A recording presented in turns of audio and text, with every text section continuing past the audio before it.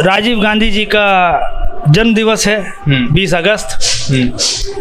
तो मुझे लगता है कि राहुल गांधी ने बहुत सही समय चुना है अपने पिता को ट्रिब्यूट देने का, सम्मान देने का, सलामी देने का। कि एक बेटे होने के नाते जब उनसे लिपट कर वो रो नहीं पाए थे उनके मौत के बाद, क्योंकि शरीर के प्रखच्चे उड़ गए थे।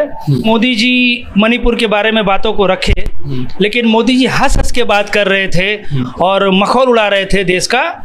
तो इससे जाहिर हो रहा था कि वाकई भारत माता के सीने पे गोलियां कोई चला रहा है, कोई हमला कर रहा है, कोई देश का एक ऐसा गद्दार जिसको देश की अस्मिता के लिए शर्म नहीं आ रही है, देश की अस्मिता उजड़ रही है, चाहे वो राजस्थान हो चाहे मणिपुर हो, देश के किसी हिस्से में। बीइंग प्राइम मिनिस्टर आपकी जिम्मेवारी बनती थी, आप कम से कम 2 मिनट का मौन रख सकते थे संसद के अंदर कि जो औरतों के साथ बलात्कार हुआ, दुष्कर्म हुआ या जिनकी हत्याएं हुई हैं, मैं प्रधानमंत्री होने के नाते जिम्मेवारी लेता हूं और 2 मिनट के लिए मौन रखता हूं। ऐसा नहीं हुआ, तो ये सबसे ऊपर है। राहुल गांधी जैसे हजारों लाखों मरेंगे तब भी जाकर वो कृष्ण नहीं बन सकते। और जो नरेंद्र मोदी के नाम में नमो नमो चिल्लाते, तो मैं कहता हूं नरेंद्र मोदी जैसा अगर 1 करोड़ इंसान अगर देश में मर गया तो नमो यानी कि ये सामने साक्षात शिव बैठे हैं, इनकी पैर की एक धूली जर्रा नहीं बन सकता है। ये लोगों ने वहम फैलाया देश में कि घर घर मोदी, हर हर मोदी। मैं कहता हूं बर्बादी मोदी और तबाही मोदी का नारा लगना चाहिए देश में, क्योंकि घर घर उसने घुसकर सिलेंडर का दाम बढ़ा दिया, घर के रोजमर्रा की चीजों का दाम बढ़ा दिया, राशन का दाम बढ़ा दिया और घर घर में फूट लगा दिया। क्यों? मैं जिससे अनाज खरीदता हूं वो हमारे देश का एक इंसान है, नागरिक है, लेकिन आज खरीदने के लिए लोग कुछ ऐसी वैमनस्य से बातें कर जाते हैं, तो हमारे घर के बीच में झगड़ा लग रहा है। तो ऐसे नमो नमो इंसान मुझे नहीं चाहिए। मैं तो धन्यवाद दूंगा, मोदी जी कभी मिले तो उनको मैं गुलाब का फूल जरूर दूंगा, उनके कोट में लगा दूंगा, 10 लखिया कोट में, क्योंकि 10 लखिया कोट में 5 रुपए का गुलाब बड़ा सोहेगा। क्योंकि उनको मुबारकबाद इसलिए देना है कि जो भारतवर्ष में लोग नहीं जानते थे कि राहुल गांधी का अपना घर नहीं है, आज घर घर का बच्चा बच्चा जान गया है कि उनके पास अपना घर नहीं है। राहुल जी को प्रधानमंत्री नहीं बना दे। एक ऐसे विपक्ष के नेता जो जमीन से लेकर आसमान तक लड़ रहा है और जिसने अपने सच्चाई की बात रखने के लिए अपनी जिंदगी के सर्वस्व को ताक पर लगा दिया है, इसकी जुआ खेल रहे वो, जान की बाजी लगा दी है कि मेरे मौत के बाद भी मैं जीतूंगा। जैसे राजीव गांधी की हत्या कर दी गई थी, लेकिन आज भी राजीव गांधी अमर हैं और जब तक भारत माँ के उस लाल के नाम से भारत को जोड़ा जाएगा, भारत का इतिहास और स्वर्णिम होगा। क्योंकि लोग यहाँ 10 लाख के सूट पहनकर बड़ी बड़ी बातें करते हैं, लेकिन उस माई के लाल ने 200-400 रुपए का कफन पहनकर भारत माँ को बलिदान देकर चला गया, तो वो असली वीर कहलाता है। अस्मिता लूटी गई, उनके साथ बलात्कार हुआ, उनको बिना वस्त्र के, बिना कपड़े के नंगा घुमाया गया। ये बहुत शर्मिंदगी की बात है। मैं तो कह रहा हूं कि मुझे अगर वो इंसान मिल जाता जिसने ऐसी हरकत की है, मैं उसका गला दबाकर मार देता, भले मुझे जेल जाना पड़ता, मुझे मंजूर था। ये धीरेन्द्र शास्त्री जैसा मौगा, नोट करिएगा मैं जो लाइन बोल रहा हूँ, धीरेन्द्र शास्त्री जैसा मौगा जो हमारी देश की महिलाओं के बारे में कहता है कि जिसने मंगलसूत्र नहीं पहना है, माथे पे बिंदिया नहीं है, सर पे सिंदूर नहीं है, खाली प्लॉट है। अरे बेवकूफ़, अगर तुम्हारी माँ विधवा हो गई होगी तो बड़ी शर्मसार हो गई होगी, क्योंकि अगर उनके माथे पे सिंदूर नहीं होगा तो शायद वो भी खाली प्लॉट कहलाएंगी। तो तुम्हारे जैसे नालायक लड़के को बचपन में अगर नून चटाकर मार दिया होता तो ऐसा नालायक पैदा नहीं, समाज के लिए कीड़ा है।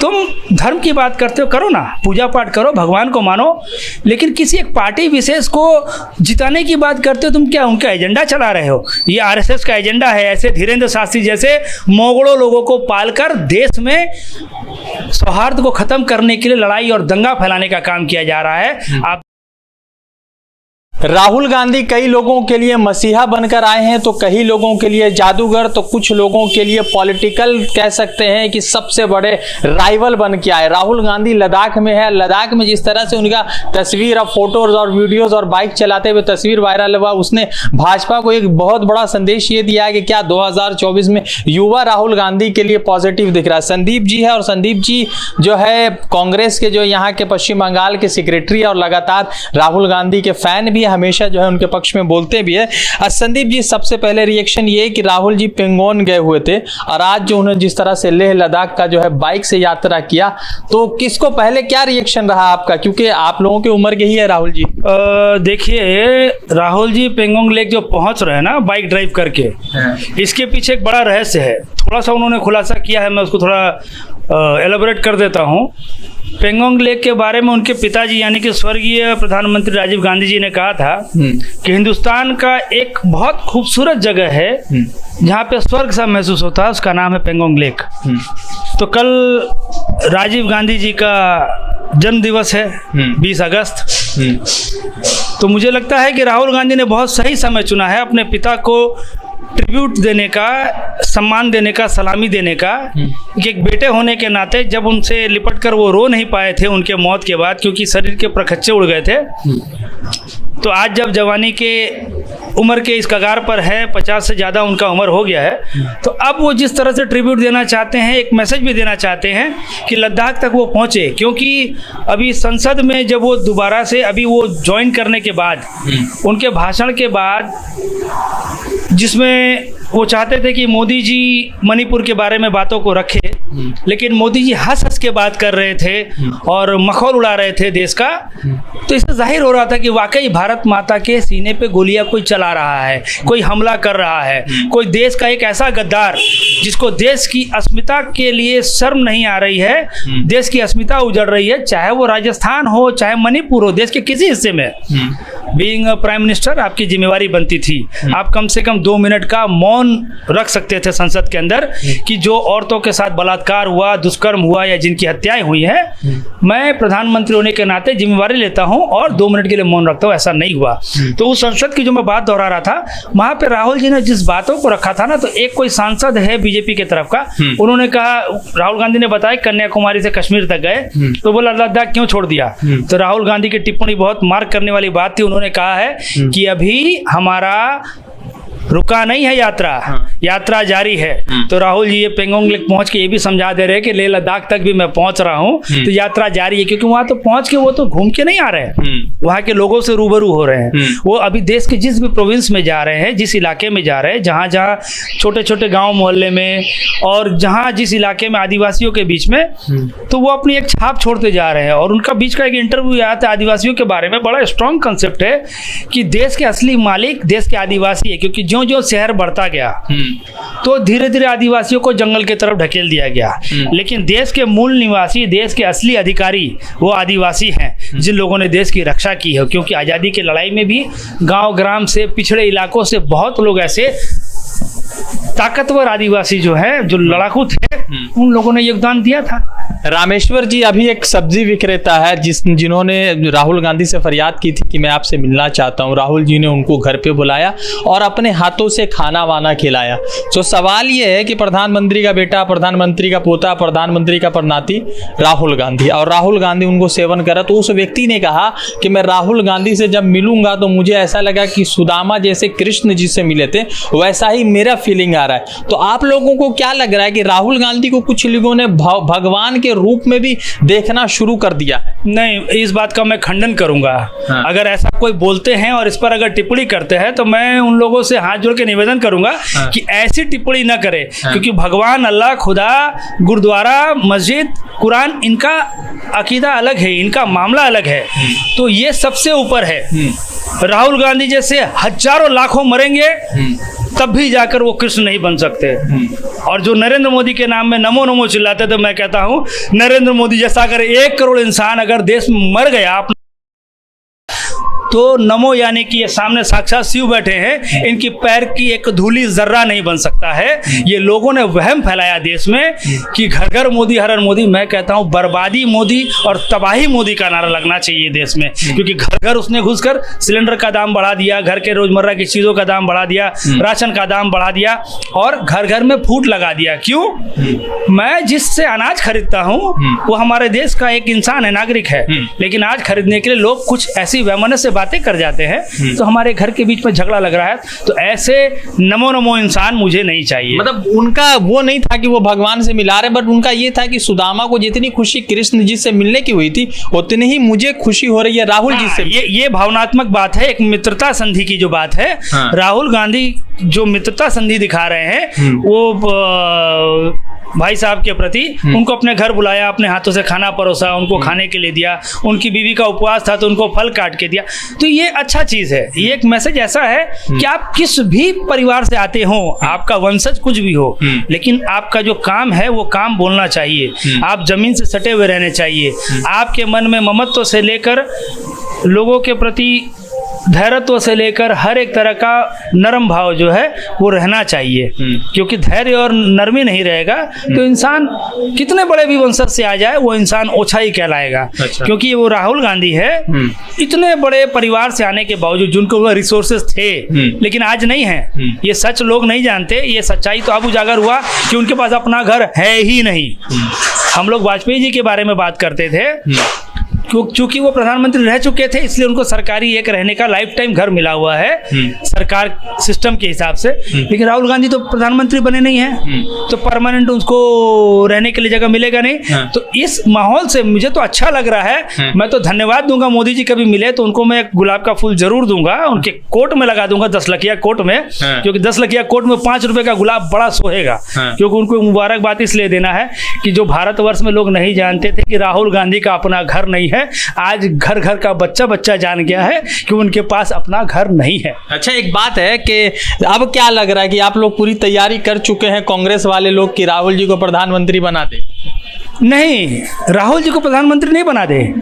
एक ऐसे विपक्ष के नेता जो जमीन से लेकर आसमान तक लड़ रहा है और जिसने अपने सच्चाई की बात रखने के लिए अपनी जिंदगी के सर्वस्व को ताक पर लगा दिया है, इसकी जुआ खेल रहे वो जान की बाजी लगा दी है कि मेरे मौत के बाद भी मैं जीतूंगा। जैसे राजीव गांधी की हत्या कर दी गई थी, लेकिन आज भी राजीव गांधी अमर हैं और जब तक भारत माँ के उस लाल के नाम से भारत को जोड़ा जाएगा, भारत का इतिहास और स्वर्णिम होगा। क्योंकि लोग यहाँ 10 लाख के सूट पहनकर बड़ी बड़ी बातें करते हैं, लेकिन उस माई के लाल ने 200-400 रुपए का कफन पहनकर भारत माँ को बलिदान देकर चला गया, तो वो असली वीर कहलाता है।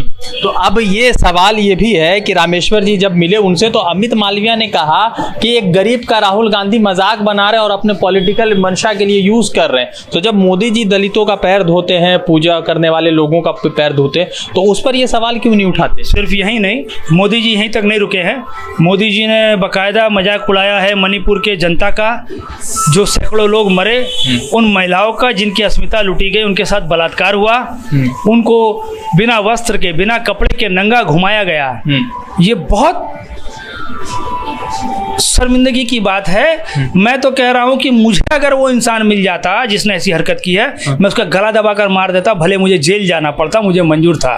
और ऐसी पनप क्यों रहा है ये देश में? मोदी जैसे लोग कुछ लोगों को पाल के रखें। पेड स्टाफ है। कौन कौन पेड स्टाफ है? ये धीरेन्द्र शास्त्री जैसा मोगा, नोट करिएगा मैं जो लाइन बोल रहा हूँ, धीरेन्द्र शास्त्री जैसा मोगा जो हमारी देश की महिलाओं के बारे में कहता है कि जिसने मंगलसूत्र नहीं पहना है, माथे पे बिंदिया नहीं है, सर पे सिंदूर नहीं है, खाली प्लॉट है। अरे बेवकूफ़, अगर तुम्हारी माँ विधवा हो गई होगी तो बड़ी शर्मसार हो गई होगी, क्योंकि अगर उनके माथे पे सिंदूर नहीं होगा तो शायद वो भी खाली प्लॉट कहलाएंगी। तो तुम्हारे जैसे नालायक लड़के को बचपन में अगर नून चटाकर मार दिया होता तो ऐसा नालायक पैदा नहीं होता। समाज के लिए कीड़ा है। तुम धर्म की बात करते हो, करो ना, पूजा पाठ करो, भगवान को मानो, लेकिन किसी एक पार्टी विशेष को जिताने की बात करते हो। तुम क्या उनका एजेंडा चला रहे हो? ये आरएसएस का एजेंडा है। ऐसे धीरेन्द्र शास्त्री जैसे मोगलों लोगों को पालकर देश में सौहार्द को खत्म करने के लिए लड़ाई और दंगा फैलाने का काम किया जा रहा है। आप देख लीजिएगा, धीरेन्द्र शास्त्री को अगर रोका नहीं गया कानूनन तौर पे, जिसने महिलाओं के बारे में ऐसी टिप्पणी की है, तो वो दिन दूर नहीं है कि ये भी कहीं ना कहीं कुछ टिप्पणी करके आग लगवा देगा। ये ऐसा आदमी है। तो जिस तरह से पूरे देश भर में राहुल गांधी को लेकर पॉजिटिव माहौल चल रहा है, राहुल गांधी पेंगुइन लेक देखने गए थे और संदीप जी ने बड़ा एक ऐतिहासिक बात मुझसे शेयर किया कि कल राजीव जी का जो है जन्म दिवस है, और चूंकि राजीव जी के जन्म दिवस पर शायद एक पिता के लिए बहुत गर्व की बात होगी, अगर वो जीवित होते तो उनका बेटा उनके दिखाए हुए रास्ते पर चल रहा है। राहुल गांधी लगातार जो है अलग अलग लोगों से मिल रहे हैं और उनकी प्रशंसना बढ़ रही है। तो दूसरी तरफ जो है अमेठी में जिस तरह से अजय राय जब नए यूपी के चीफ बने, उन्होंने कहा है कि अमेठी में जो है राहुल जी लड़ेंगे और प्रियंका जी जहां से चाहे लड़ सकते हैं, तो उस पर भी जो है अब लोगों का माहौल बदल रहा है। क्या करें? मैं अजय राय जी से हमारा व्यक्तिगत संपर्क है जी। भैया बहुत सपोर्टिव है। मैं बनारस में उनके घर तक भी गया था। तो आपके ही चैनल के जरिए मैं उनको साधुवाद देना चाहूँगा, बहुत बहुत धन्यवाद देना चाहूँगा और मुबारकबाद भी देना चाहूँगा। और यहाँ से बड़ा घोड़ा मैदान में आया। मजबूती से वो लड़ रहे हैं। वो 2014 के चुनाव में मोदी जी के खिलाफ लड़े थे, 2019 में मोदी जी के खिलाफ लड़े थे, और भगवान चाहा तो इस बार बनारस से उनको हम लोग राज तिलक करके बाबा विश्वनाथ के मंदिर से उनको हम लोग आशीर्वाद दिला के भभूति लगाएंगे उनके सर पे। और ये कहने के साथ साथ मैं उनको कलकत्ते से यहाँ का नामी संदेश भेज रहा हूँ। बहुत जल्द, हफ्ते भर में 2-4 दिन में उनको पहुँचने के लिए मैं कोशिश करूँगा, क्योंकि बहुत सपोर्टिव है। मैं कलकत्ता से भी यहाँ गया, कुछ काम पड़ा तो उनका सपोर्ट दिखा मुझे। अच्छा। तो बहुत जमीनी आदमी है, बहुत जुझारू, और बदलेगा उससे, उनसे पूरा यूपी का बिल्कुल बिल्कुल ताकतवर है ना। हाँ। आज मोदी के सामने जो है ना, इस झूठे के सामने ताकतवर फील्डिंग की जरूरत है। ऐसी फील्डिंग जो एकदम ताकतवर तरीके से खड़ा रहे। ये वो योगी बाबा रोते थे, कभी भी अजय राय को रोता हुआ किसी ने नहीं देखा होगा। डरपोकों की तरह संसद में उन्होंने रोया था। आज मुख्यमंत्री बनकर तो बड़ी बड़ी बात निकल रही है। मैं कहता हूं अजय राय को मुख्यमंत्री एक बार बना दीजिए, यूपी आशीर्वाद दे दे एक बार उनको भी। अजय राय को आशीर्वाद दे के देखिए ताकत किसको कहते हैं, और समाज कैसे संभाला जाता है, दोनों वर्गों को बैलेंस कैसे किया जाता है कि हर जाति, धर्म, सिस्टम और पब्लिक दोनों को कैसे संभाला जाता है। उनको भी आशीर्वाद दे के देखिए ना। मुझे तो लगता है काबिलियत है, उनको मौका दीजिए।